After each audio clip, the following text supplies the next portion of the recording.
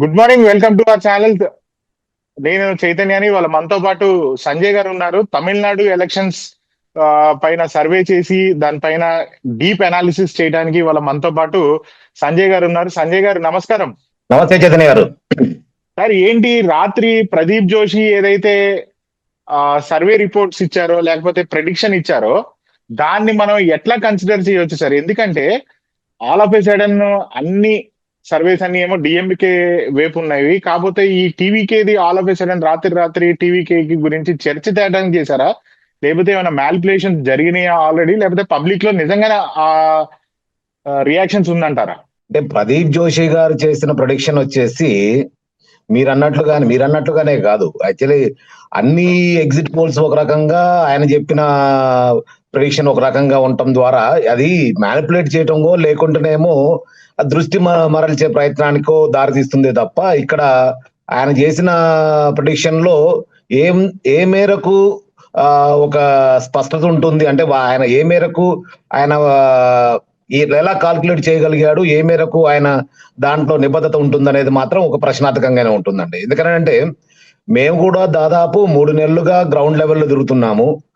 Ground level దిగటమే కాకుండా ఏదైతే polling జరిగిందో 23rd జరిగిన రోజు మేము కూడా 5 o'clock వరకు కూడా, మేము పోలింగ్ జరిగే రోజు 5 o'clock వరకు కూడా స్టేట్ వైడ్ గా మొత్తం కూడా మేము దాదాపు 1,60,000 శాంపిల్స్ ఏం తీసుకున్నాం. మేము గ్రౌండ్ లెవెల్లో మేము గణాంకాలతో సహా చెప్పగలుగుతాం మేము ఏం తీసుకున్నాము, ఎలా తీసుకున్నాము, ఏ వేలో తీసుకున్నాము, అంటే మేము ఏ అంశాలను పరిగణలోకి తీసుకున్నాం అనేది కూడా మేము ఒక రికార్డ్ గా చెప్పగలుగుతాం అన్నందుకనే మేము నిన్న ఏదైతే ఎగ్జిట్ పోల్స్ వచ్చాయో వాటి ఆధారంగా వాటికి అనుగుణంగానే మేము చేసింది కూడా మాకు వాటికి అనుగుణంగా ఉంది కాబట్టి మేము దాన్ని స్పష్టంగా చెప్పగలుగుతాం. కానీ ప్రదీప్ జోషి గారు చేసింది మరి ఏ బేస్ లో చేశారు, అదే కాకుండా ఎటువంటి అంశాలను తీసుకున్నారు అనే దాన్ని ఇక్కడ ప్రధానంగా ప్రశ్నార్థకంగా ఉంటుంది. అంతేకాకుండా అదేదో మ్యానిపులేట్ కావటమో లేకుంటేనేమో వేరే రకంగా ఆలోచించాల్సి ఉంటుందని అనుకోవచ్చండి. సంజయ్ గారు, I just wanted to interrupt you. నిన్న నైట్ నేను ఏదైతే టీవీ డిబేట్ చూస్తా ఉన్నానో లేదా ట్విట్టర్ లో స్క్రోల్ చేస్తా ఉంటుంటే అప్రాక్సిమేట్ శాంపుల్ సైజ్ వచ్చి 150 అని చెప్పి కామెడీగా చెప్పినట్టు అనిపించింది. అంటే ఇది 150 of the samples would be enough to judge ఒక కాన్స్టిట్యున్సీ. అదే నేను చెప్పేది అదేనండి. ఇప్పుడు మేము చేసిన శాంపిల్స్ కి ఆయన ఇప్పుడు నిన్న ఆయన కామెడీగా అంటాం కాదు కదా, ఆయన ఫ్లోలో వచ్చేసింది, ఆయనకి బయటకు వచ్చేసింది. సో నేను కూడా చూశాను రాత్రి ఆయన ప్రెడిక్ట్ చేయటం. బట్ కాబట్టి ఆయన ఫ్లోలో రావడం వల్ల ఏంటంటే ఆయన ఏదో మ్యానిపులేట్ చేయడానికో లేకుంటేనేమో ఒక దృష్టి మరల్చే ప్రయత్నానికో చేసినట్లుగానే నాకు అనిపించిందని చెప్పొచ్చు అండి ఇక్కడ. ఓకే, సరే. అసలు రియల్ గ్రౌండ్ లో ఎట్లా ఉంది sir? How are the things in Tamil Nadu? అంటే తమిళనాడులో మనకి మన ఆంధ్ర రాష్ట్రానికి ఆనుకుని ఉంటుంది, ప్లస్ మనకి వాళ్ళకి చాలా వరకు బిజినెస్ రిలేషన్స్ కానీ సినిమా ఇండస్ట్రీ రిలేషన్స్ అన్ని కూడా ఉన్నాయి. కాబట్టి నేను మన ఫోకస్ అంతా తమిళనాడు మీద పెట్టున్నాం. అవి ఎట్లా ఉంది సార్ రియల్ గా తమిళనాడులో గ్రౌండ్ లెవెల్ ఎట్లా ఉంది? నేను మీకు ఈ ఏరియా వైజ్ గా, ప్రాంతాల వైజ్ గా, సామాజిక వర్గాల వైజ్ గా కూడా నేను మీకు ఒక ప్రెడిక్షన్ చెప్పాలి. అంటే మేము చేసిన ఎగ్జిట్ పోల్ లో మేము తీసుకున్న అంశాల వారీగా నేను మీకు కొన్ని అంశాలు చెప్తానండి. దాని విధంగా మీరు మేము చేసిన ఎగ్జిట్ పోల్స్ ఏదైతే మేము చేశామో దాని మీద మీరు ఏ మేరకు పెట్టుకుంటారంటే, ఏ మేరకు నమ్మకం ఉంటుంది, లేకుంటే ఏ మేరకు మీరు ఊహాగానాలు చేస్తారనేది మీ తర్వాత పెట్టండి. బట్ నేను కొన్ని విషయాలు మాత్రం మీకు చెప్తానండి. తమిళనాడులో డిఎంకే ప్రస్థానం అనేది ఇప్పటిది కాదు. ఫస్ట్ ప్రాంతీయ పార్టీ, అదే పార్టీ ఫస్ట్ దేశంలో కావచ్చు, అది కాకుండా ఏంటంటే ద్రవిడ సిద్ధాంతాలు కావచ్చు, ద్రవిడ భావాలను మాత్రం ప్రాంతీయ పార్టీ వైజ్ గా కావచ్చు, లేకుంటే తమిళనాడు వైజ్ గా ఈ తమిళనాడులో ఆ తమిళ భాషని కానీ ప్రాంతాన్ని కానీ వదులుకునేది సిద్ధం గారు. వాళ్ళు ఎప్పటి నుంచో వస్తున్నారు. బ్రాహ్మణ వ్యతిరేక ఉద్యమాలు కావచ్చు, అదే కాకుండా హిందీ వ్యతిరేక ఉద్యమాల ద్వారా వస్తున్నారు. ప్రస్తుతం కూడా అదే నినాదంతో ముందుకెళ్తున్నారు. ఇక్కడ చర్చకు వచ్చేది అంశం ఏంటంటే, విజయ్ రావడం వల్ల డిఎంకే ఓట్ బ్యాంక్ ఆయనకి మారుతుందా, లేకుంటే అన్నా డిఎంకే ఓట్ బ్యాంక్ మారుతుందా, అంటే ద్రవిడులు ఏ వైపు మొగ్గుతారు అనేది. విజయ్ కూడా నేను ఒంటరిగా వస్తానని చెప్తున్నా కూడా ఆయన వెనకాల బలమైన శక్తి ఏదో ఉంది, వారిని నడిపిస్తుందన్న వాదన ప్రజల్లో, తమిళనాడు ప్రజల్లో కూడా కొంత ఉన్నది. అయితే ఆ అంశం కాకపోయినా దాన్ని పక్కన పెట్టినా కూడా విజయ్ ఒక సినిమా హీరో, అదే కాకుండా యంగ్ హీరోగా ఒంటరిగా వస్తున్నాను ఒక నినాదంతో వెళ్ళటం వల్ల కొంచెం ఓట్ బ్యాంక్ అంటే ఓట్ పర్సంటేజ్ ఏదో పెంచుకోగలదు, కానీ పర్సంటేజ్ ఓట్లుగా కన్వర్ట్ అవుతాయన్న దాన్ని మాత్రం మేము ఇక్కడ గ్రౌండ్ లెవెల్లో తీసుకున్న శాంపిల్స్ బట్టి మాకు ఒక స్పష్టత అయితే వచ్చిందండి. ఎందుకంటే మాకు తెలిసి యాక్చువల్ మేము తీసుకున్న దాని ప్రకారం ఇక్కడ ఏంటంటే ఈ ఎన్నికల ప్రకారం 23వ తేదీన జరిగిన ఎన్నికల పోలింగ్ ఎప్పుడైతే అయిందో దాని అంచనాల ప్రకారం అయితే తమిళనాడులో ద్రవిడ మున్నేట్ర కళగం బలమైన పునాదులు ఉన్నాయండి. తమిళనాడులో అంటే డిఎంకేకి బలమైన పునాదులు ఉన్నాయి. ప్రధానంగా ఏంటంటే కొన్ని ప్రాంతాల వైజ్గా తీసుకుంటే ఒకటి కావేరీ డెల్టా ప్రాంతం అంటే తూర్పు తమిళనాడు అంటారు దాన్ని. ఈ ప్రాంతంలో డిఎంకేకి అత్యంత బలంగా స్ట్రాంగ్ గా అది అడ్డా అని చెప్పుకోవచ్చు అనమాట ఆ కావేరీ డెల్టా ప్రాంతంలో. ఎందుకనంటే కావేరీ డెల్టా ప్రాంతంలో రైతాంగం కావచ్చు, అదే కాకుండా సామాన్య మధ్య తరగతి ప్రజలు కావచ్చు, వాళ్ళు ఎక్కువ డిపెండ్ అయ్యేది వచ్చేసి పోరాటాలు, వాళ్ళకి దక్కే హక్కుల మీద ఉంటారు. కాబట్టి అక్కడ డిఎంకేకి బలమైన చరిత్ర ఉంది. ఎందుకంటే తిరుచి కావచ్చు, అటు తంజావూరు కావచ్చు, ఇటు ఆ బెల్ట్ లో కావేరీ బెల్ట్ ఉండే ప్రాంతాలు మొత్తం కూడా బలంగా ఉంది. అదే విధంగా చెన్నై అండ్ ఉత్తర తమిళనాడు అంటే చెన్నై పరిసర ప్రాంతాల్లో ఉండే ప్రాంతాలు చెన్నై, కాంచీపురం, విలుపురం, తిరువన్నామలై జిల్లాలు. ఈ 4 జిల్లాల్లో కూడా ఇప్పుడు కాదు 1965 నుంచి కూడా చూసుకోండి, ఈ 4 జిల్లాల్లో డిఎంకేకి ఎప్పుడు కూడా ఒక స్ట్రాంగ్ ఒక బలమైన ఓట్ బ్యాంక్ ఉన్నది. చెన్నైలో కావచ్చు, లేకుంటే ఈ 3 జిల్లాల్లో కావచ్చు డిఎంకేకి ఎప్పుడు కూడా ఒక బలమైన సీట్లు వస్తాయి, ఒక ఎక్కువ సీట్లే వస్తుంటాయి. ఇక ఇంకొకటి చూసుకుంటే దక్షిణ తమిళనాడు చూసుకుంటాం. దక్షిణ తమిళనాడు అంటే మదురై, శివగంగై, విరుదునగర్ ఈ ప్రాంతాలు చూసుకుంటే అంటే తిరుచి నుంచి వెళ్లే ప్రాంతాలు తిరునల్వేలి వరకు ఆ ప్రాంతాలు కూడా డిఎంకేకి బలమైన పట్టు ఉంటుంది. అది కాకుండా అక్కడ డిఎంకేకి బలమైన పట్టు ఉండడానికి కారణం ఏమవుతుందంటే అక్కడ దేవర్లు, అంతేకాకుండా ఏది దేవర్లతో పాటు ఆది ద్రావిడ్లు అంటే కింద తరగతి ప్రజలు ఏదైతే ఎస్సీ కులాలు కావచ్చు, లేకుంటే బీసీ కులాల్లో కొన్ని వర్గాలు ఆ ప్రాంతాలు ఎక్కువ ఉంటాయి. అది కాకుండా దేవర్లు ఎప్పుడు కూడా ఎక్కువ ప్రధానంగా డిఎంకేకి సపోర్ట్ చేసే విధంగా ఉంటారు. సో ఈ ప్రాంతాల్లో అన్ని ప్రాంతాల్లో దాదాపు ఇవన్నీ కలిపితే ఎటలేదన్నా కానీ దాదాపు 234 స్థానాల్లో ఈ ప్రాంతాల నుంచి చూసుకుంటే ఎట్ట లేదన్నా కానీ 140 నుంచి 150 సీట్లు ఈ ప్రాంతాలనే ఉంటాయి. వీటిలలో ఈ ప్రాంతాల్లో తీసుకుంటే డెఫినెట్లీగా డిఎంకేకి దాదాపు 120 నుంచి 140 వరకు వచ్చే ఛాన్సులు ఉన్నాయని చెప్పేసి మేము అంచనా వేయడం జరిగింది. సో అంతే, అది కాకుండా మేము మాకు వచ్చిన శాంపిల్స్ పర్సంటేజ్ బట్టి.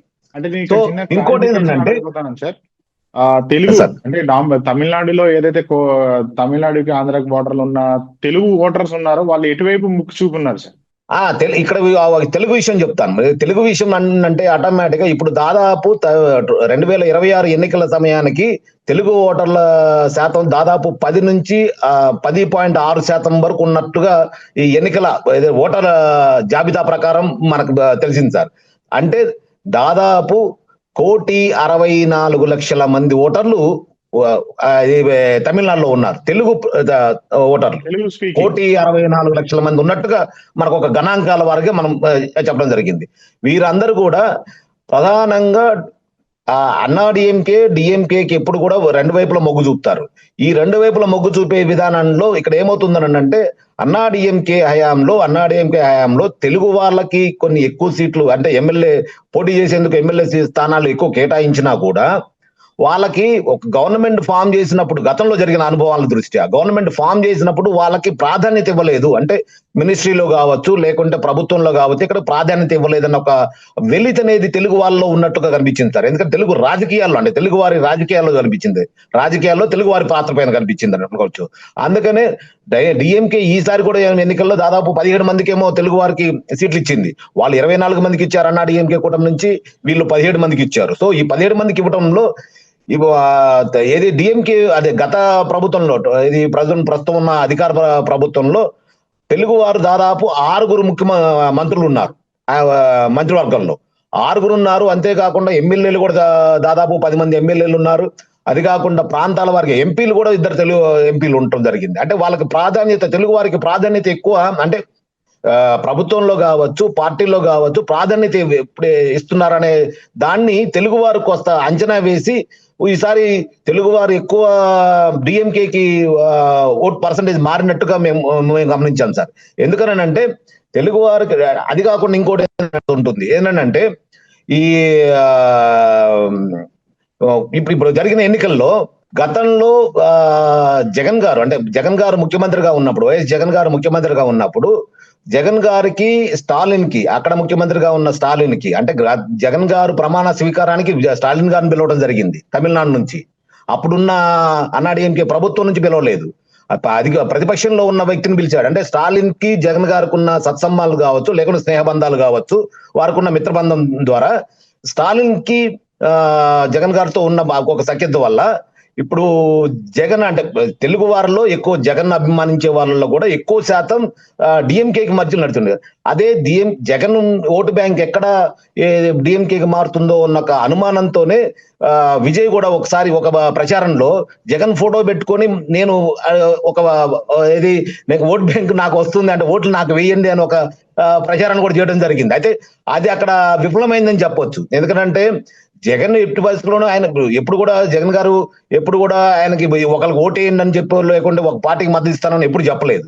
కానీ ఆయన ఏకంగా నేను ఒంటరిగా పోటీ చేస్తున్నాను, నేను జగన్ గారి వల్లనే జగన్ గారి లాగానే నేను కూడా ఏది ఒంటరి ఏ పార్టీతోని మద్దతు కూటమిలోకి వెళ్ళటం లేదు, ఏ పార్టీకి మద్దతు ఇవ్వట్లేదు అన్నట్టుగా వచ్చినా కూడా ఆయన వెనక ఏదో బలమైన శక్తి ఉంది, అందువల్ల ఆయన విజయ్ని ముందుకు నడిపిస్తుందనే ఒక వాదన అటు తెలుగు వాళ్ళలో కావచ్చు, అదే విధంగా అక్కడ తమిళ వాళ్ళలో కూడా కొంచెం బలంగా దూసుకెళ్ళిందని దూసుకెళ్ళడం వల్లనే ఇప్పుడు ప్రజెంట్ ఏంటంటే ఓటు పర్సంటేజ్, తెలుగు వారి ఓటు పర్సంటేజ్ కావచ్చు, జగన్ అభిమానించే వాళ్ళు కావచ్చు, లేకుంటేనేమో అందరూ కూడా డిఎంకే మారినట్టు కనిపిస్తుంది. ఇక్కడ మాకు యాక్చువల్గా మేము మా ప్రిడిక్షన్ ప్రకారం అంటే మేము తీసుకున్న సర్వే శాంపిల్స్ ప్రకారం దాదాపు 42-43% రావాలి డిఎంకేకి.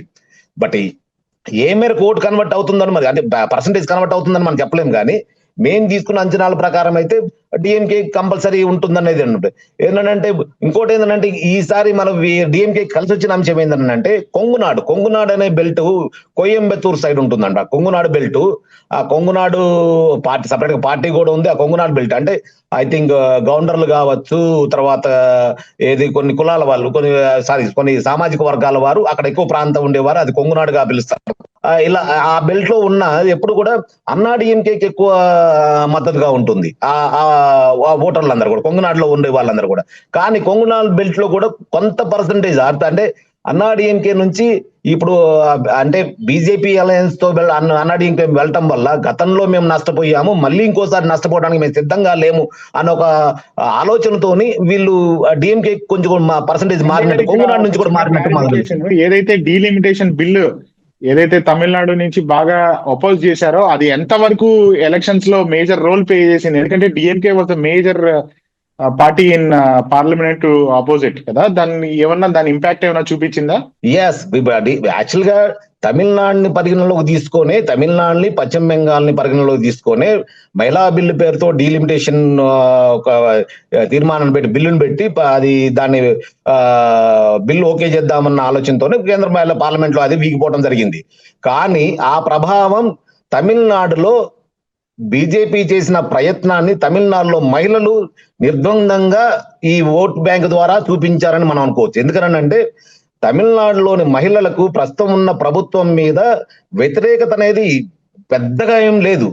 వ్యతిరేకత అనేది కొంచెం ఏదైనా ఇక్కడ కొంచెం అరాచకాలు, కొంచెం రౌడీజం జరుగుతుంటది అన్నది రాడు ఉన్నది. కానీ ఒక మహిళల వైజ్ గానో, లేకుంటేనేమో వృద్ధుల వైజ్ గానో, లేకుంటే కొన్ని సామాజిక వర్గాల వైజ్ గానో అక్కడ వ్యతిరేకత అనేది లేదు. ప్రధానంగా అంటే మహిళల నుంచి అయితే ఆ మహిళా బిల్లులకు వ్యతిరేకించారన్న ఒక నినాదాన్ని వాళ్ళు తీసుకొచ్చినా గానీ మహిళల నుంచి అయితే డిఎంకేకి ఆ మద్దతు మాత్రం అంటే ఆ పర్సంటేజ్ ఓట్ బ్యాంక్ అనేది మాత్రం చేంజ్ కాలేదనేది మేము ఈ సందర్భంగా తెలుసుకున్నాం. ఎందుకనంటే స్టాలిన్ యాక్చువల్ గా మన గవర్నమెంట్ ఫామ్ అయినప్పుడు కావచ్చు, గవర్నమెంట్ కి ముందు ఆయన మేనిఫెస్టోలో, డిఎంకే మేనిఫెస్టోలో కావచ్చు, మహిళలకు ఒక పెద్దపీట వేశాడు. ఏంటంటే వారికి మహిళలకి ఏదో డ్వాక్రా రుణాలు కావచ్చు, లేకుంటే వాళ్ళు చిన్న మొత్తాల పొదుపులకు సంబంధించిన కావచ్చు.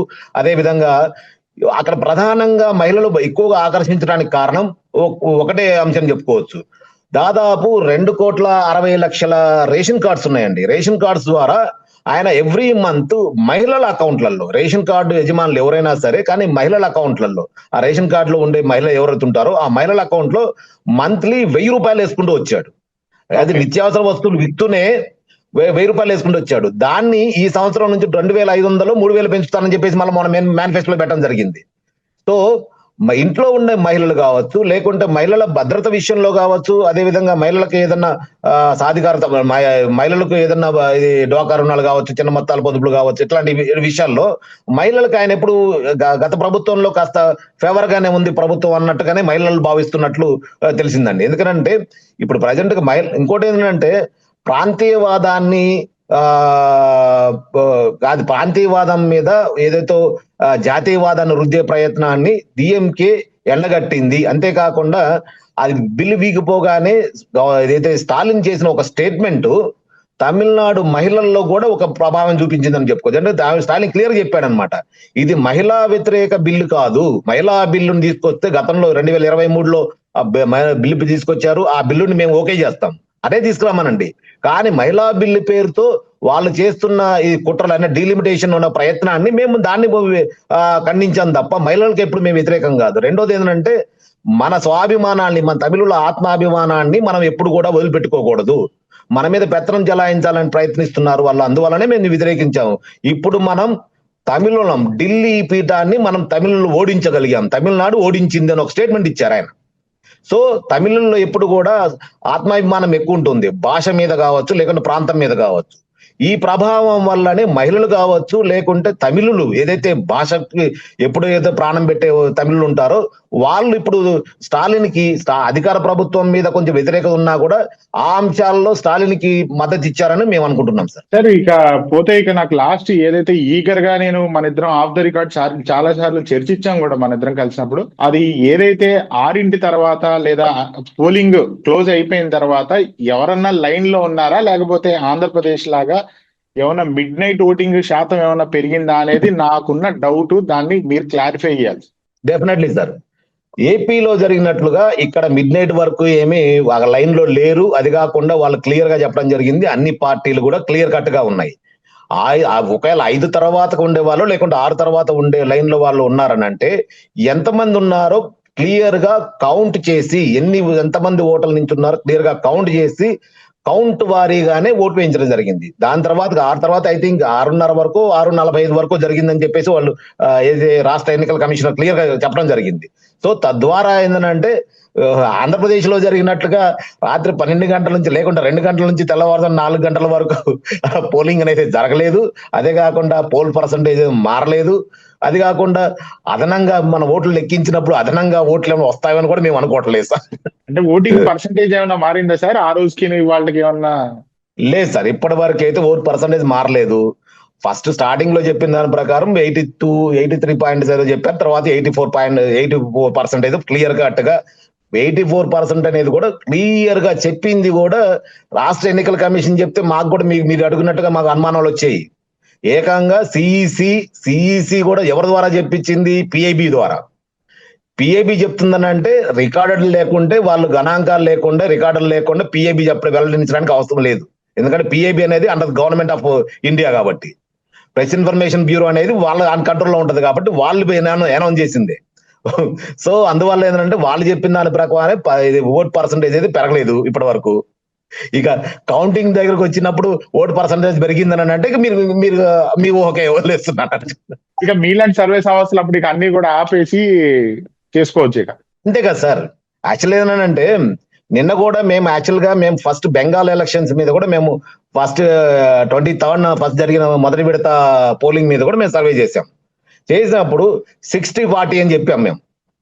మాకు అప్పుడు జరిగింది 60-40. సో నిన్న కూడా మేము చేసాము. బట్ కాబట్టి ఏంటంటే నెక్ టు నెక్ ఉండే పరిస్థితుల్లో డెఫినెట్లీగా మళ్ళీ మమతానే వచ్చే అవకాశాలు ఉంటాయన్నట్టుగా మేము అంచనా వేశాం. కానీ ఆ పరిస్థితులను చూస్తుంటే ప్రజెంట్ గా ఏంటంటే నిన్న అది పర్సంటేజ్ ఐ థింక్ 93% పోలింగ్ పోయి వెళ్ళటం. సో ఇంకోటి ఏంటంటే పరకాల ప్రభాకర్ గారు లాస్ట్ టైం ఏపీ ఎలక్షన్స్ మీద గణాంకాలు చెప్పినప్పుడు 90% దాటితే అనుమానాలకు తావిస్తుంది, మనం అనుమానించవచ్చు, ఎందుకంటే ఈవీఎంల మీద మనం అనుమాన పడవచ్చు అన్నట్లుగా సార్ ఏదో వ్యాఖ్యలు చేశారు.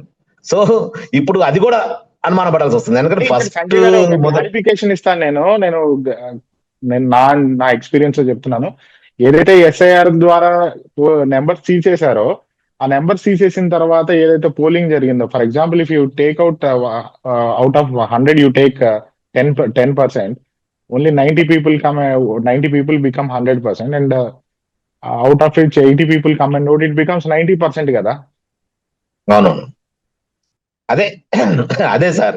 ఇప్పుడు ఏంటంటే వాళ్ళు ఆల్రెడీ 1,10,00,000 1,20,00,000 మంది తీసేశారని, ఎస్ఆర్లు తీసేశారన్నారు. బట్ కానీ తర్వాతకి వీళ్ళు అప్లై చేసినా కూడా మొత్తం ఇచ్చింది ఎంత, దాదాపు 1,400 చేంజ్ ఏదో ఇచ్చారు. అనేది ఐ థింక్ 1,500 మందికి ఏమి ఇచ్చారు మళ్ళీ రిటర్న్ అవును. ఓటు వేసుకునేందుకు. సో ఇప్పుడు 1,20,00,000 నుంచి అక్కడ పోయిందనంటే 93% ఎలా వస్తుంది అనేది మాకు ఎవరికైనా కొంచెం సందేహంగా ఉంటుంది కదండి, అనుమానాలు ఉంటాయి కదా. మీరన్నట్టుగానే ఇప్పుడు ఎక్కడైనా సరే మనం క్లియర్ కట్ గా చూసుకుంటే డెఫినెట్లీగా అనుమాన పడాల్సి వస్తుంది. సో మేము కూడా అనుమానం పడేది అదే, ఆ విషయం మీదనే. 90 క్రాస్ అయిందని అంటే అనుమానం వస్తుంది. అందుకనేది బెంగాల్ మీద ఈలేపోతుందా కరెక్ట్ నెంబర్స్? అదే తప్పకుండా చెప్పొచ్చు సార్, అదే చెప్పొచ్చు. సో ఫైనల్ గా ఎందుకంటే మేము ఎవరు ఇది చేసుకోబోతున్నారు సార్? మొత్తానికి అయితే తమిళనాడులో అయితే, బెంగాల్లో మేము ఒక క్లియర్ కట్ గా లేకపోయినా కూడా తమిళనాడులో మాత్రం మేము క్లియర్ కట్ గా చెప్పగలుగుతాం సార్. 124 నుంచి 160 వరకు వెళ్తుంది, మేము క్లియర్ చెప్తున్నాం. గవర్నమెంట్ మాత్రం డెఫినెట్లీగా డిఎంకే ఫామ్ చేస్తుంది. ఇక్కడ అనుమానాలు ఏముండకపోవచ్చు, విజయ ప్రభావం ఉంటుంది. అంటే ఓట్ పర్సంటేజ్ మార్చుకున్నా కానీ అవి సీట్లుగా మారే అవకాశాలు తక్కువ. కింగ్ మేకర్ అయితే అవడు. ఎందుకంటే ఇక్కడ ఓట్ పర్సంటేజ్ పెరిగింది 84, ఇంతకుముందు ఎప్పుడు లేదు. దాదాపు 8% గత ఎన్నికల కంటే ఇప్పుడు ఎక్కువ 8% ఏదో పెరిగింది.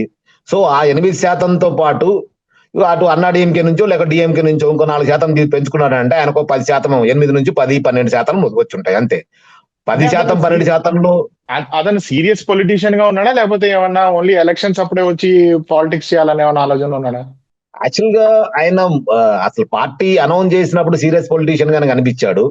కానీ ఫైనల్ గా వచ్చేసరికి ఇప్పుడు ఆయన మీద ఒక 3 ఇష్యూస్ రేజ్ అయిన తర్వాతకి, అది అలిగేషన్స్ అయిన తర్వాతకి, ఆయన ఎన్నికల తర్వాత అంటే ఫలితాల తర్వాతకి ఆయన సీరియస్ పొలిటీషియన్ గా ఉంటాడా లేకుండా చేంజ్ అవుతాడు అనేది మనం ఇక ఫలితాల తర్వాత తెలుస్తుంటుంటుంది సార్. ఎందుకంటే ఆయన ఆల్రెడీ ఫస్ట్ అలిగేషన్స్ ఏదైతే ఉన్నాయో అలిగేషన్ దగ్గర నుంచి ఆయన మీద కొంచెం వెనకుండి ఎవరో నడిపిస్తున్నారని ఒక బలమైన ఒక చర్చ జరుగుకుంటూ వచ్చింది. సో ఎన్నికల ఫలితాల తర్వాతకి ఆయన ఏ మేరకు పొలిటీషియన్ గా కొనసాగుతాడు, లేకుంటే సీరియస్నెస్ ఉంటుందా లేదనేది మాత్రం ఫలితాల తర్వాత తెలుస్తుంది సార్. రైట్ సంజయ్ గారు, thank you for joining us. మళ్ళీ ఏదైతే రిజల్ట్స్ వచ్చే రోజు మళ్ళీ మిమ్మల్ని కనెక్ట్ అవుదాం. మనం ఎంతవరకు మనం ఇవాళ వరకు చర్చించాము, ఏంటి ఏ నెంబర్స్ ట్రూ అయినాయో చూసి చర్చిద్దాం. Right sir, thank you for joining us sir. Thank you so much. Thank you sir, thank you.